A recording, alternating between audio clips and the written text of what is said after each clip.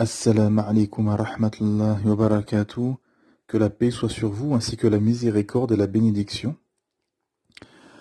La France, un laboratoire d'ignorance. C'est le titre de l'audio d'aujourd'hui. Un titre un peu provocateur, mais c'est la réalité. C'est la réalité de la France contemporaine, de la France d'aujourd'hui. Et bien évidemment, j'exclus le peuple français, je ne parle pas par rapport au fait que la France est devenue un laboratoire d'ignorance. Je ne parle pas du peuple français qui est tolérant, éduqué et raisonnable dans sa majorité. Je parle du système, de leurs élites, du système politico-médiatique et du plan des élites françaises et où le système français et les élites françaises ont amené la France et pourquoi elle en est arrivée à ce point de déchéance, de perte de sens, de valeur, de perte d'identité. La France et les Français sont en perte évidente d'identité, de sens, de cap, d'objectif, de projet. Regardez les futurs candidats à la future mascarade électorale, la future élection présidentielle, n'ont aucun projet, aucun programme, aucun projet.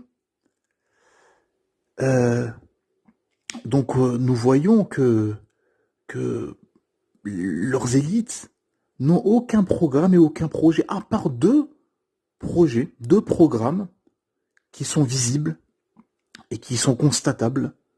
Le premier, c'est faire la promotion du LGBTisme, de toute déviance, toutes les déviances les plus farfelues, de l'homosexualité, de l'athéisme, du transgenre, du transhumanisme, etc.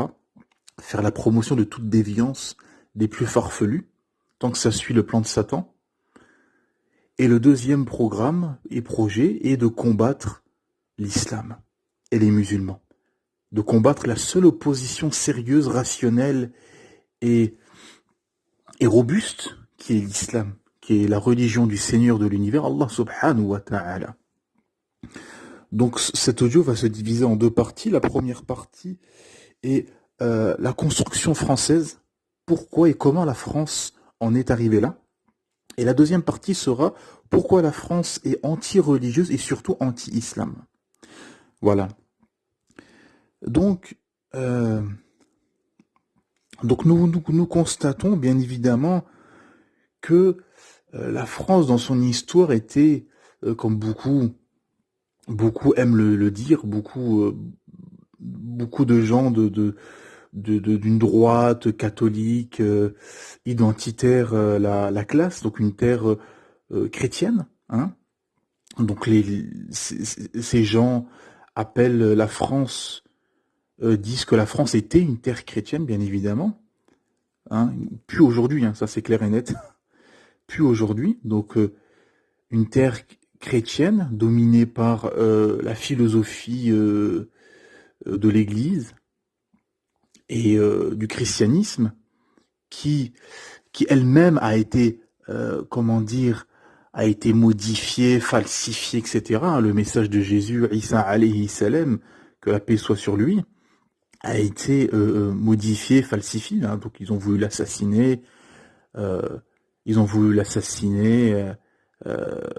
voulu se débarrasser de lui à l'époque. Donc les pharisiens, donc les juifs de son époque ont voulu l'assassiner, se débarrasser et n'ont pas accepté son message. Et alhamdoulilah, Allah Ta'ala l'a élevé et a mis un faux semblant à sa place.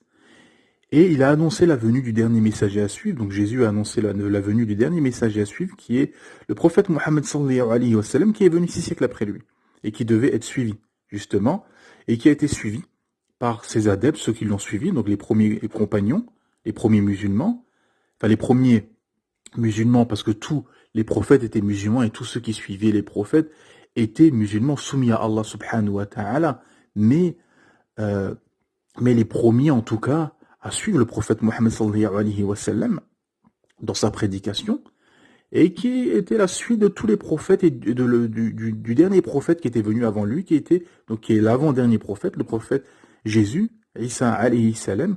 Et les rabbins et les prêtres de son époque ont reconnu tous les signes en la personne du prophète Mohammed sallallahu alayhi wa sallam, tous les signes qui étaient bien le dernier message à suivre.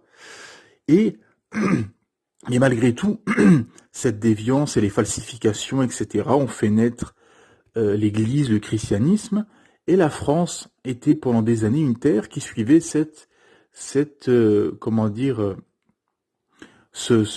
hizb, donc ce sectarisme, on pourrait dire, et était une terre en tout cas religieuse. Ça, il n'y a rien à dire sur ce sujet. La France était une terre religieuse avec des valeurs qui sont proches de l'islam, hein, des valeurs justement, des valeurs de pudeur, d'éthique, hein, tout ce qui est autour de la femme. Pendant tous ces siècles, la femme française était plus proche d'une femme musulmane d'aujourd'hui que d'une femme française lambda athée d'aujourd'hui. Bien sûr, ça, il n'y a pas de doute dessus. C'est-à-dire que la France du XVIe siècle, XVIIe siècle ou XVIIIe siècle était beaucoup plus proche de pays musulmans que de la France d'aujourd'hui. Ça, c'est indéniable. Bien sûr, il y a eu la Révolution française qui s'est suivie par des républiques, des empires, etc., et qui a abouti, après de nombreuses guerres et après la Deuxième Guerre mondiale, à une république, et avec, entre-temps, bien sûr, au début du XXe siècle, la séparation du religieux et de l'État. Entre parenthèses, en islam, ça n'existe pas. Il n'y a pas de séparation. L'islam gère tout. L'islam gère les codes, gère la société, gère l'économie, gère les mœurs, gère la politique, gère tout. Ça n'existe pas. La séparation. Ça a été inventé en France, où les gens qui sont athées, qui ont des maladies au cœur et qui sont remplis de passion, appliquent leur passion et se séparent justement de lois religieuses qui ordonnent le blâmable et ordonnent le convenable et blâment le blâmable. Parce que même si ça a été falsifié, etc., les chrétiens avaient quand même beaucoup de valeurs qui se rapprochaient de celles des musulmans. Et en séparant justement l'État de la religion catholique, chrétienne, de l'Église, il s'est passé ensuite 2 guerres mondiales. 2 guerres mondiales. Au passage, entre parenthèses, ceux qui disent les guerres de religion, à partir du moment où, on va dire, où il y a eu des gouvernements athées en Europe, il n'y a jamais eu autant de massacres. Voilà. Donc voilà.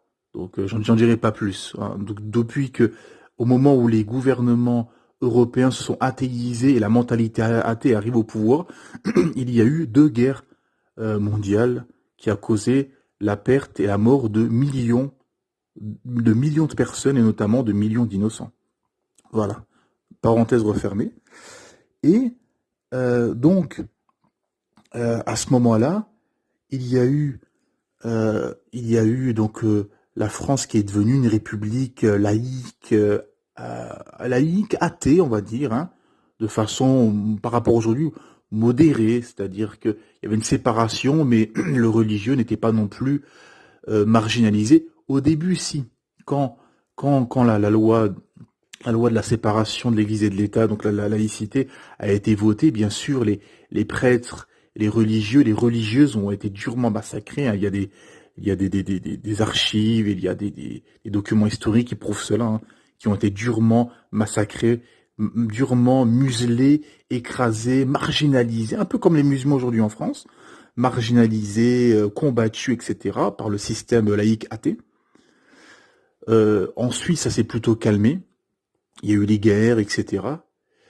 Et après, il y a eu un mouvement, le mouvement de mai 68, avec ses manifestations, ses révolutions, etc. Et aujourd'hui, en fait, ceux qui sont au pouvoir dans la politique, dans les médias, dans l'écriture, dans toutes les élites françaises, sont des enfants de ce mouvement-là.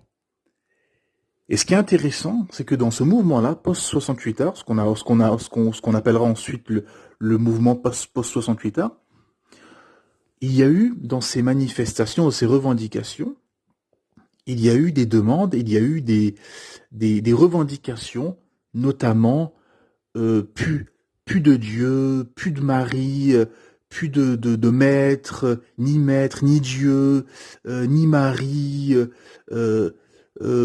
plus tout est acceptable, la liberté à outrance, interdit d'interdire. Voilà. Tous ces slogans diaboliques et ce slogan qui est ultra diabolique, qui est interdit d'interdire. À ce moment-là, c'est l'anarchie. Et c'est ça qui a été le départ de la destruction et de la faillite sociétale française. La perte de mœurs, de valeurs, d'ordre, de hiérarchie, d'autorité. Hein. Tout ce que les élites aujourd'hui blâment en tapant sur les immigrés et sur l'islam, en disant « Regardez là, notre pays, comment il est ?» Mais votre pays, il est dans cet état, c'est à cause de ce mouvement-là, ça part de ce mouvement-là, et tous les instigateurs de ce mouvement-là sont aujourd'hui au pouvoir, dans la politique, dans les médias, dans la télévision, les radios, etc. Ils sont tous au pouvoir, tous ceux-là pratiquement. Donc toutes les idées qui étaient là, ils ont été diffusées dans la société pendant toutes les décennies qui ont suivi.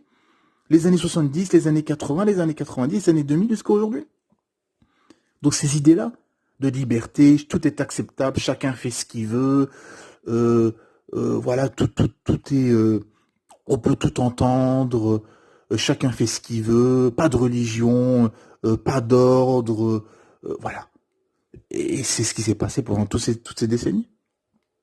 Donc, qu'est-ce qu'il y a eu?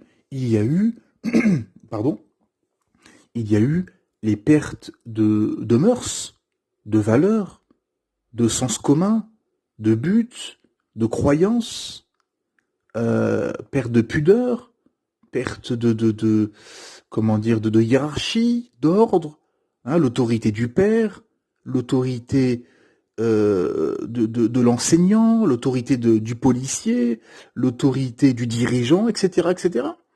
Donc aujourd'hui, si les policiers, les professeurs d'école, les politiques ne sont plus respectés, ça part de ce mouvement-là, qui a été diffusé à profusion dans la société et dans les mentalités. Voilà. Avec aussi l'américanisation de la société. Parce que on parle, et vous avez des pitres qui sont des politiques ou des journalistes qui disent les banlieues, le communautarisme, l'islamisme, sont complètement à côté de la plaque. Les banlieues ont pris comme modèle le modèle américain. Ça, tout le monde le sait. Sexe, drogue et rap. Hein, l'expression c'est sexe, drogue et rock'n'roll, mais là, ce serait plutôt sexe, drogue et rap. Dans les banlieues françaises, qui sont bien sûr en majorité, il y a des Maghrébins, des Africains, des Turcs, des gens de l'Europe de l'Est, etc. Bien sûr, ça, y a pas de problème. Ça, c'est le débat, il n'est pas là. On s'en fout de ça. Ce qui compte, c'est suivre l'islam ou suivre la mécréance. Il y a deux camps. Il y a l'islam d'un côté et de l'autre camp, la mécréance avec comme instigateur Satan. Et là, la question. Là, c'est pas une question de nationalité, d'ethnie ou je ne sais quoi. Ça, c'est de l'ignorance. Donc dans ces banlieues-là, il y a des trafics d'armement, des trafics de drogue, de la prostitution, de l'opulence, du consumérisme. Enfin, c'est un compressé du modèle occidental. C'est ça la réalité. Ce que les médias, les politiques ne diront jamais. C'est que ceux qui sont dans les banlieues ont pris comme modèle le modèle occidental. L'islam, c'est tout le contraire. L'islam, c'est la pudeur, c'est l'ordre, c'est la droiture, comment dire, l'islam est contre la violence, contre les trafics, tout ça est haram, tout ça est interdit en islam. Tout ce qui se passe dans les banlieues. Pas tous, hein, dans toutes les banlieues, c'est pas comme ça, et tout le monde n'est pas comme ça dans les banlieues, bien sûr. Mais il n'est pas là le sujet, ça tout le monde le sait. Mais voilà, ils sont aux antipodes de l'islam. Ces jeunes qui s'affilient, qui se considèrent comme musulmans sont aux antipodes. Les trafics, trafic d'armement, trafic de drogue, pardon, prostitution, fornication, alcool, drogue, rap, musique, mais tout ça est haram en islam, tout ça est interdit. Comment on peut dire sur un plateau de télévision devant des milliers de téléspectateurs que les banlieues sont aux mains d'islamistes ou je ne sais quoi? C'est farfelu, ça n'a pas de sens. Ces gens-là pataugent complètement. Faut être vraiment, faut être vraiment menteur ou hypocrite pour dire ceci. Dans tous les cas, c'est de la duplicité. Donc, euh, voilà, c'est ça qu'il faut comprendre. Et c'est ça qu'il faut analyser justement. C'est que euh, la France, justement, il y a eu justement ce processus de déconstruction. De déconstruction. Tout a été déconstruit. Et d'ailleurs, vous avez beaucoup d'écrivains français, beaucoup de chercheurs français qui ont analysé cette situation. Ces 40 dernières années, la France a été détruite pierre par pierre. C'est abyssal, c'est incroyable. Avec du recul, c'était d'une manière expéditive. Et quand on voit les hadiths du prophète Mohammed sallallahu alayhi wa sallam de la fin des temps, tout fait sens. Quand le prophète Mohammed sallallahu alayhi wa sallam nous dit l'heure ne viendra pas tant que les gens ne s'accoupleront pas en public comme le font les ânes. Il y aura l'apparition de la grossièreté, de l'indécence. Quand l'homme se satisfera de l'homme et la femme de la femme, donc l'homosexualité, le lesbianisme. Quand profileront les enfants adultériens. Quand les femmes seront habillées menus. Les savants ont fait le tafsir de ce hadith en disant ils seront habillés menus, dans le sens ils seront habillés sexy, serrés, transparents, ils seront habillés mais c'est comme s'ils étaient nus. Les liens de sang seront rompus, de famille, etc. Voilà, donc on a encore plein d'autres hadiths de la fin des temps qui sont magistraux, subhanallah, qui sont incroyables. Que le prophète nous a dit ça il y a 14 siècles, vous vous rendez compte? Il y a 14 siècles, et on le voit sous nos yeux. On assiste à ça sous nos yeux. On voit donc toute cette destruction française. Justement, avec toutes ces pertes de sens, de valeur, au point où, en 2022, je vous le dis, l'homme idéal sera un athée, homosexuel et consommateur. Voilà. Un homme qui sera en France athée, qui est aujourd'hui, un homme aujourd'hui qui est athée, homosexuel et consommateur est en plein dans la matrice. Et le système ne le combattra jamais. Au contraire, le système fait en sorte que tu deviennes comme ça. Et que la femme idéale pour le système sera une athée féministe et consommatrice, anti-homme. Voilà. C'est ça. Elle est là la réalité. Et les croyants seront marginalisés, et sont déjà marginalisés, et sont combattus, et seront encore plus combattus. Et ça, personne ne peut le nier. Personne ne peut nier ceci. Dans les médias, du matin au soir, on combat qui? On combat les religieux, et notamment les musulmans. On combat les musulmans. On ne combat pas les athées, les homosexuels, ceux qui veulent changer de sexe, etc. Et on arrive justement à ça maintenant. C'est-à-dire qu'on a eu cette déconstruction, on est arrivé au mariage homosexuel, il y a quelques années. Le mariage, vous vous rendez compte? Le mariage homosexuel, qui a été bon, qui était déguisé en mariage pour tous, mais c'était le mariage homosexuel, voilà. C'est-à-dire là, ils ont pris les gens pour des cons, en disant le mariage pour tous. Non, c'est pas le mariage pour tous, c'est le mariage, ils voulaient cibler le mariage pour les homosexuels, pour désacraliser le mariage. Le mariage qui est, vous savez, le premier rêve dans l'humanité. Le premier rêve de l'humanité, c'est Adam. Adam, alayhi salam. Il a fait un rêve, il était seul, il n'y avait pas encore Ève. Il a fait un rêve, et il a rêvé de Ève. Hawa, alayhi salam. Et quand il s'est réveillé, il a vu Ève devant lui. Et il a demandé à Allah qui était cette femme, et Allah Ta'ala lui a révélé que c'était son épouse. Subhanallah. C'était son épouse. Allah Ta'ala a créé l'homme, la femme, pour s'accoupler. Subhanallah, tout simplement. L'homme avec l'homme, la femme avec une femme est une déviance satanique. Voilà. Et maintenant, ça va encore plus loin dans la déviance. Maintenant, il y a les transgenres, l'homme qui veut devenir une femme, la femme qui veut devenir une femme. Vous avez des enfants maintenant de 6, 7, 8 ans qui veulent changer de sexe. Et les parents vont dans leur délire. Vont dans les deux pieds dans le toboggan, dans le délire de leurs enfants. 7 ans, 8 ans, ton enfant il veut changer de sexe. C'est inadmissible. Comment on peut voir ça, entendre ça? Mais c'est de la folie pure. Vous avez une histoire là en Suède ou en Finlande, enfin les pays du Nord, où une jeune fille qui avait demandé à changer de sexe, a, elle a porté plainte quelques années après. Donc elle a demandé à changer de sexe quand elle était au collège, il me semble, hein, je me rappelle bien de cette histoire, hein, 12, 13 ans, et après à la vingtaine, a porté plainte contre son collège en disant que voilà, vous m'avez suivi dans mon délire, j'étais jeune, j'avais pas toute ma tête, et elle a porté plainte, s'est retournée. Et que les pays du Nord, notamment le Danemark, etc., font marche arrière par rapport à ça. Ils ont poussé justement à la transsexualité, etc. Et ils voient qu'il y a tous les troubles et toutes les déviances qui vont avec. Du coup, ils commencent à faire marche arrière, à comprendre que ça n'a pas de sens, ça n'a pas de but, c'est irrationnel. Et quand vous voyez tous ces gens-là qui sont homosexuels ou qui sont des transsexuels ou qui veulent changer de sexe, etc., ils ont souvent eu des troubles dans leur enfance. L'homme qui battait le père qui battait la mère, le père alcoolique, enfin des parcours chaotiques, quoi. Souvent, voilà, c'est des parcours chaotiques, donc c'est pas construit tout ça. Donc ils ont été perturbés, etc. Ils n'ont pas eu de base solide, etc. Et ils ont suivi leur passion aussi, leur déviance, etc. Parce que Satan pousse. C'est pour ça qu'Allah subhanahu wa ta'ala nous dit notamment, n'as-tu pas vu que nous avons envoyé contre les mécréants des diables qui les excitent furieusement à désobéir? Ne te hâte donc pas contre eux. Nous tenons un compte précis de tous leurs actes.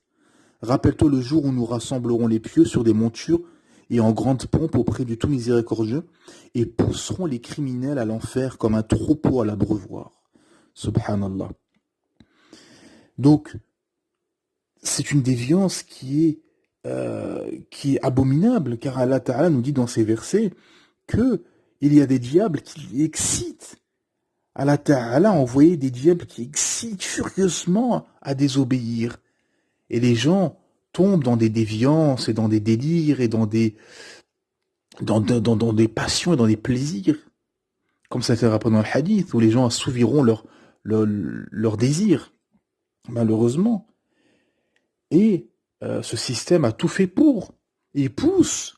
Et que là maintenant, on arrive à l'histoire de X sur les passeports ou sur les documents d'identité, où il n'y aura plus M pour masculin ou F pour féminin, mais X pour ni l'un ni l'autre. Les binaires, etc. Voilà, là, ils veulent faire voter aussi une loi pour que des gens puissent se faire enterrer avec leurs animaux de compagnie. Et ça continue, ça continue. Et tout ceci est le découlement de ce mouvement post-68 art. Ça continue. Les déviances, etc. Les gens en France sont en perte d'identité, de valeur, voilà, ne comprennent plus beaucoup de choses, voient les politiques corrompus, menteurs, lâches et hypocrites. Le système médiatique est complètement qui poursuit des délires et poursuit des débats, des discussions, etc., avec des intérêts derrière. On sait que toutes les chaînes de télé, de radio, etc., les magazines, les journaux, etc., sont tenus par des milliardaires et des multinationales, avec tous les intérêts qu'il y a derrière, tous les lobbies et tout, etc. Que les politiques n'ont aucun pouvoir. Derrière, il y a des lobbies, des familles richissimes, qu'il y a qu'il y a les banques, qu'il y a un système derrière. Et les Français sont au milieu de tout ça, en voyant leur société en train de partir dans tous les sens. Toutes les déviances les plus farfelues. Donc on a voilà cette déconstruction française qui éclate au grand jour, jour après jour. Donc voilà, c'est C'est ce qu'on constate. C'est ce qu'on constate justement. Et, euh, et la deuxième partie de cet audio, pourquoi la France est anti-religieuse et surtout anti-islam? Bon, anti-religieuse, tout le monde le sait, hein, l'histoire, voilà, voilà comment dire, la relation historique entre l'État français, l'Église et le christianisme, etc., qu'ils ont combattu, les laïcars ont combattu les chrétiens, etc. Ça, voilà, les chrétiens sont morts et enterrés, les églises sont vides, c'est fini. Hop, le match là est fini. C'est enterré. Cette histoire-là est enterrée. Donc maintenant, la France est anti-islam, car, vous l'avez bien compris, c'est que l'islam est à l'opposé complet du système français. Donc comme je l'ai expliqué, dénombré, détaillé dans la première partie de cet audio, la France a pris un virage radical dans les déviances, dans la perversité, le moi-je, chacun fait ce qu'il veut, tout est acceptable, liberté pour tous, tout le monde fait ce qu'il veut. Donc tu suis les déviances. Hein. Par contre, si tu veux mettre le hijab au collège, au lycée, on te l'interdit. Si tu veux mettre le niqab, on te l'interdit. Si tu veux faire la prière dans beaucoup d'entreprises pour faire la prière, c'est interdit, etc., etc. Donc la liberté dans les déviances, dans le haram, dans tout ce qui est farfelu. Par contre, dans la vérité, dans le suivi des textes religieux, dans la soumission à Allah subhanahu wa ta'ala, là, comme Allah ta'ala nous l'a révélé, il te rend le chemin tortueux. Ce que eux, justement, appellent progrès, appellent des progrès sociétaux, appellent le progrès, toutes ces déviances, toutes ces lois votées pour assouvir ces déviances, etc. L'avortement, hein, ce qui est donc une peine de mort déguisée. Hein. Donc il n'y a pas la peine de mort pour des criminels et des violeurs multirécidivistes, mais il y a peine de mort. Il y a la peine de mort pour des fœtus innocents qui reçoivent cette peine de mort sans raison valable. La peine de mort est interdite. Le mariage homosexuel, etc., etc. C'est toutes ces grandes déviances qui ont été votées et faites. Donc ce que eux, justement, ces satanistes athées appellent le progrès, nous, musulmans, savons très bien que ce sont des signes de la fin, en fait.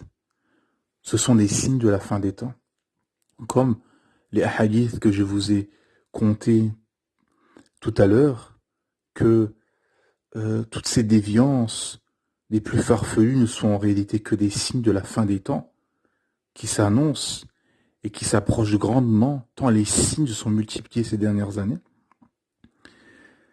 de l'arrivée prochaine de Masih ad-Dajjal, l'Antéchrist, et de Isa, alayhi salam, de Jésus, le retour de Jésus. Il n'a pas été assassiné, ils ne l'ont ni tué. Et c'est un faux semblant, comme Allah Ta'ala nous l'a révélé, c'est un faux semblant qui était sur la croix.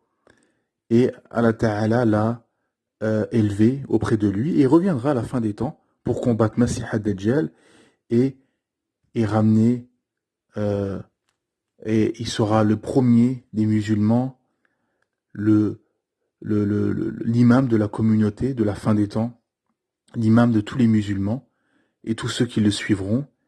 Et alhamdulillah, et les hadiths sont connus pour savoir exactement qu'est-ce qui va se passer avec la venue de Jésus, Isa alayhi salam. Et c'est pour ça qu'Allah subhanahu wa ta'ala nous dit dans surat Al-An'am, la surat 6, verset 116, ce verset monumental où Allah ta'ala nous dit: et si tu obéis à la majorité de ceux qui sont sur terre, ils t'égareront du sentier d'Allah. Ils ne suivent que la conjecture et ne font que fabriquer des mensonges. Subhanallah.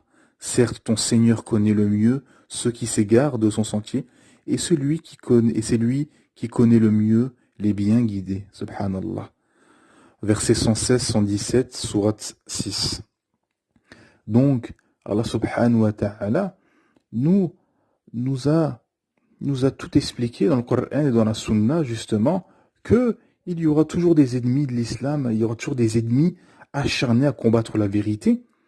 et notamment ce système français qui combat clairement l'islam et les musulmans via des lois, via des innombrables débats dans les plateaux de radio, de télévision, des innombrables débats où on raconte des inepties, des mensonges sur le prophète Mohammed sallam, des mensonges sur le Coran, des mensonges sur les hadiths, sur la sunna du prophète Mohammed sallam, des mensonges sur les pays musulmans, des mensonges sur l'islam, que des mensonges, des inepties et des erreurs. Et personne ne peut rétorquer. Ils n'invitent personne. Personne. Ils n'invitent aucun homme de science, aucune personne de science pour les réfuter. Car c'est tellement facile de les réfuter. Car leurs arguments sont faibles et sont fallacieux. Mais ils n'invitent personne. À part quelques imams corrompus qui sont connus, qui les sortent du placard dès qu'il y a un attentat pour dire oui, c'est pas bien, etc. Et on les remet dans le placard et ils sont manipulés. Voilà, tout le monde les connaît. Mais ils invitent personne de sérieux. Ils invitent personne de sérieux pour pouvoir rétorquer, justement, pour pouvoir réfuter leurs inepties et leurs mensonges. Car ils savent qu'ils mentent et qu'ils manipulent. Et ils savent très bien, car en analysant les masses, ils savent très bien, les médias savent très bien qu'ils peuvent diffuser un mensonge, répéter un mensonge dans les médias et les faire confirmer par des pseudo-experts, et personne, 95%, 98% ne vérifieront pas l'information. Et ils savent très bien que l'humain oublie. Les humains oublient. Donc ils peuvent mentir, manipuler, faire ce qu'ils veulent. Les politiques, par exemple, manipuler, passer au procès, etc. Et revenir en politique et se faire réélire, car l'humain oublie. C'est pour ça que les multinationales dépensent des milliards chaque année pour la publicité. C'est pour ça qu'Allah Ta'ala dit et rappelle, car le rappel profite aux croyants. Et le système combat clairement l'islam, car l'islam est un opposant sérieux, car l'islam interdit riba, les intérêts usuraires dont usent les banques, les agios, qui enfoncent la tête sous l'eau des pauvres gens qui sont à découvert, donc on les enfonce encore plus, ça c'est haram, c'est interdit en islam d'enfoncer les gens, de faire de l'argent sur le dos des pauvres et sur le dos comment dire, sur le dos de pauvres gens, car ils n'ont pas assez pour rembourser, donc ils enfoncent, alors qu'Allah Ta'ala nous dit, si vous faites si vous comment dire, si vous épongez la dette, si vous ne refusez, en gros, si le créancier refuse de recevoir la dette de ses créanciers, Allah Ta'ala nous dit que c'est encore mieux, que c'est encore mieux d'éponger sa dette. Là, l'intérêt usuraire, donc riba et haram, interdit strictement. Et le système occidental en a fait un business. C'est que de l'usure. Tout est de l'usure. C'est de l'argent numérique qui n'existe même pas, qui est inventé, qui est sur le dos des gens. Hein?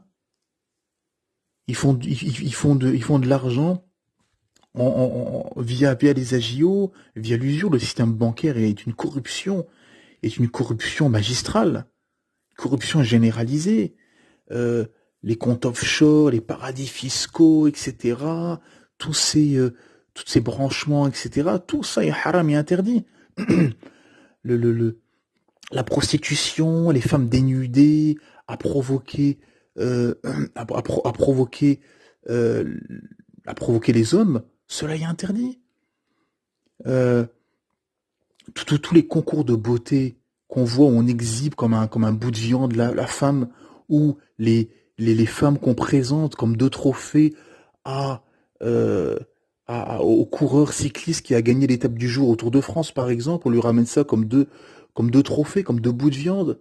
Là, la femme est rabaissée par rapport au fait qu'on l'expose dans les milieux de la publicité, le milieu de la pornographie, le milieu de la prostitution.